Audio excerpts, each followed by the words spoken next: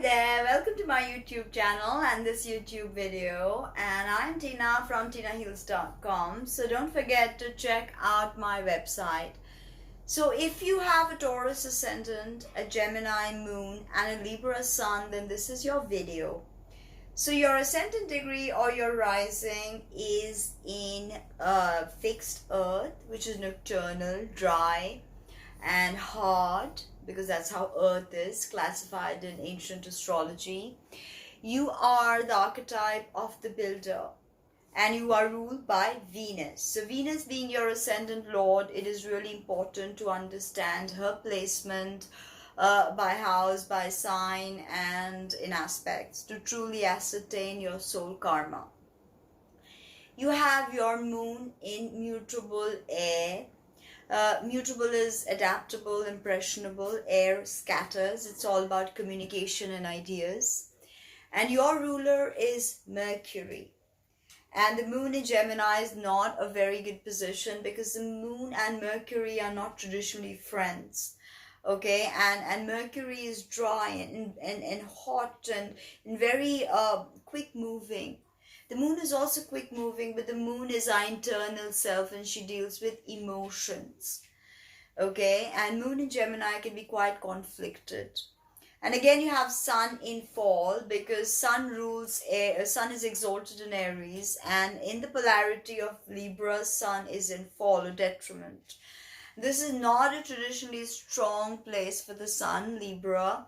But it is archetype of the diplomat or the mediator. Again, Libra suns are very concerned about justice.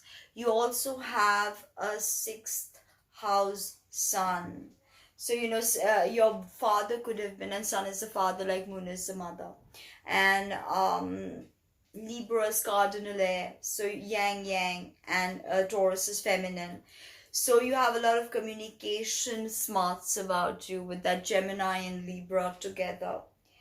Now let us understand the ascendant. So the degree of the zodiac rising on the eastern side of the horizon at the moment of your birth is the ascendant degree, and the sign on which it falls is the rising sign. So this is like sort of the most you part of the chart. This is the house of self, the first house. This is sort of like the helms. The helm. Not helms, helm of the ship that is your natal chart, your life. This is the helm. This is from where you run the steering wheel. This is your physical body, your personality, how you appear to people, how you look, how you gesture. So when you walk into a room, people perceive that Venusian side of you, that really beautiful, you're very beautiful because after all, you have a double Venus. Libra is also ruled by Venus. So you have the two manifestations of Venus, which are playing out through Earth, fixed Earth, and through cardinal air. So you're very Venusian. You like beautiful things. Okay, and now if you look at Taurus, Taurus is a sign that deals with banking, finance, and such industry. It also deals with the earth, vegetation, agriculture, and the physical body. So there is a tremendous connection of Taurus to food. Okay, yes, you can enter a Taurus's heart through their stomach. Cancer and Taurus, two signs, very, very connected. Taurus is about functionality. Taurus is about consolidation. Okay, you probably have a beautiful voice because, and especially if you have a first house Venus, because Taurus rules the throat and the thyroid. Again, thyroid imbalances could see you putting on tons of weight, and putting on weight for a Taurus ascendant can be hard because, they can't lose it easily. The Taurus is very much about an embodied experience in the physical body, and it's very tactile. Think of the 5-petal pentagram of Venus. This is about how the soul enjoys life through the 5 senses. Venus seduces us into incarnation through the 5 senses. But for Taurus, it is important to understand that life is not just about buying, hoarding, procuring, being shopaholic, liking the best stuff, wanting the best makeup, wanting the best shoes, designer clothes, designer purses. It's not about that. Life is also about the world of spirit, and Taurus is very, very connected to the world of spirit. The Vedic people called Taurus the Kritikas. These were the metaphysical sisters who brought knowledge, occult knowledge, to humanity. So you see how Taurus is also very, very much associated to the spiritual world and the awakening of the third eye. Okay, now with Uranus and Taurus, your life has probably changed over the last few years and will continue to do so since Uranus sits on your ascendant. Maybe your physical body has changed, or uh, changes have been problematic or sudden. Okay, maybe you're not expecting it and things changed. But when I think of Uranus in Taurus, I think of how oak trees root even deeper when there are threats of imminent electrical storms. So that's what you're doing, Taurus. You're rooting. You're going deeper and deeper and rooting because you're, after all, about substance. And lack of substance does not interest you. Okay, you'll want good quality things, good quality relationships, right? Love gifts, receiving, giving, love, calling people over, cooking for them, feeding them, eating with them. But there could be a very overindulgent side to Taurus, very overindulgent, hedonistic, when things go into excesses. Venus is all things sweet. So, you can have quite the sweet tooth and you can binge for it, and you have a double Venus. So be careful of that. You want to control if you're in a relationship, but you're very committed. You can be quite selfish, you can be quite angry. Remember how the bull sees red and he's angry. So that there's this tempestuous anger about Taurus, slow moving, not quick moving like Gemini. Libra is also pretty quick moving that way. Okay. Very much the womb energy. So Taurus ascendants, you're very beautiful as well as very fertile. Can get pregnant easily, can impregnate easily. Okay, so keep that in mind. Now, the sun, the moon is in Gemini, which is your second house of income and resources. And the moon is the mother. The moon is a feminine, all females. She is our emotions, how we connect, how we nurture, how we were nurtured. Moon rules the breast and the stomach. So our connection to comfort and security and nurturing is what the moon relates to. And the moon is ever shifting, ever fluctuating in the dark of the sky. And so are the emotions of our moon sign, coming, conflicting, thousand thoughts. And especially this is Gemini. This is mutable. So very, very, erratic energy anyway, and very mercurial. Mercury can be quite the trickster, the prankster. So here, Gemini moon, you can be, very interested to communicate, express your ideas, move from experience to experience, people to people. Second house, your mother could be related to the way you earned your earnings. Your sister, or, you could be making money through women in some way, because it's second house, and Taurus is very good with business. Gemini too, because initially in the old days, money was more solid, like, I have gold, here's my money. But now money is ones and zeros, binary codes on a computer. So money actually over the years has become more mercurial.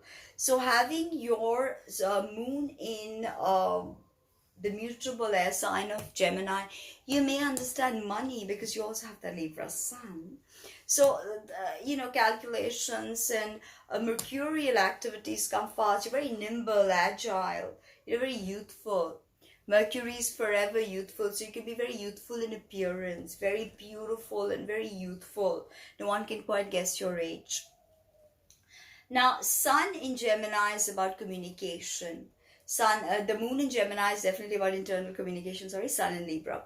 So you can write about emotions, blogging, vlogging, all of this. You deal with information basically.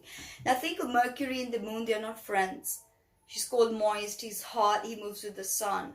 And even if you think about it, The moon is quite conflicted in the signs of Mercury, quite conflicted in Gemini and Virgo, the moon. Okay, and Mercury is not in his greatest, he doesn't have his wits about him in Cancer, which is ruled by moon, which is all about emotions. Okay, because Mercury is logic, rationality, analytical thought. So there's this very interesting polarity with you. You definitely have that logical uh, part with your Gemini moon, but Gemini moons can be quite illogical as well because they're very dualistic. Okay, think of the glyph of Gemini. Forget that. Taurus rules the throat and the thyroid. And then once you go to Gemini, the body splits into two. So it's such a dualistic expression. We become two, the twins. We understand a coupling as well as conflict. Two creates conflict as well. So Gemini moons are inherently conflicted. Mercury also moves very quickly, and these people can get very badly affected with Mercury retrogrades because their moon ruler is Mercury. But they are very quick to thought sometimes. Okay, and the moon is a very private part of us. If the ascendant is like the Jungian mask that we wear, the moon is who we are when the mask comes off. Okay, it's our mother, it's our ESP, imagination, and all of those yin things that are connected to the Ida Nadi, the womb.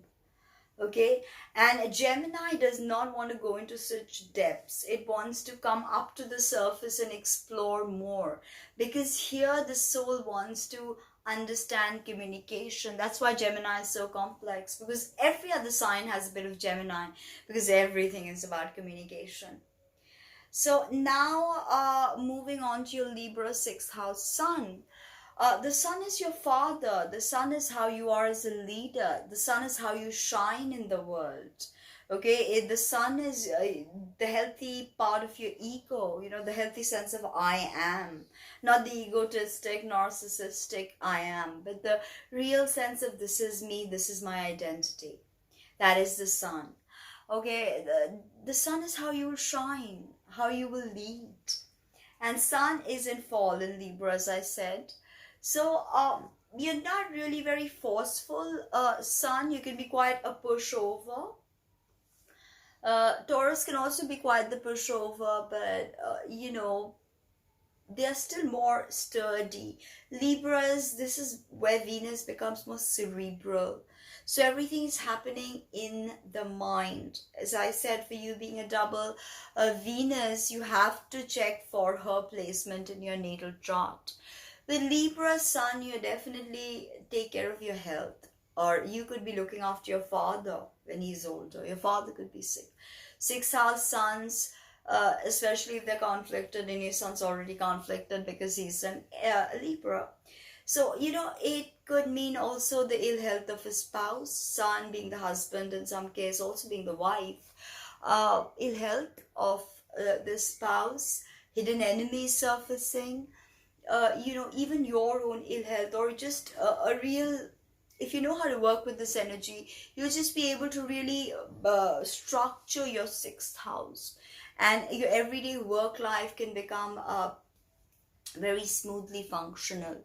With Libras, they take up a lot of time developing routines, and they never want to get out of that routine. Taurus also has this inherent need to stick to routines. Okay, Libra can't complete, and Gemini can't complete. Air signs, they scatter, they are scattering energy. So here, if you see that Venus is on top, the way you will experience at the top of your chart, the way you will experience love will be just more open, whereas if it's at the bottom of your chart, love will be a more darker experience. So you have the archetype of the builder, the archetype of the communicator, and you have the archetype of the mediator. So how has this worked out for you? Leave me a comment below. Book a reading, visit my website, read my blogs, watch my other videos, and see you soon. Bye.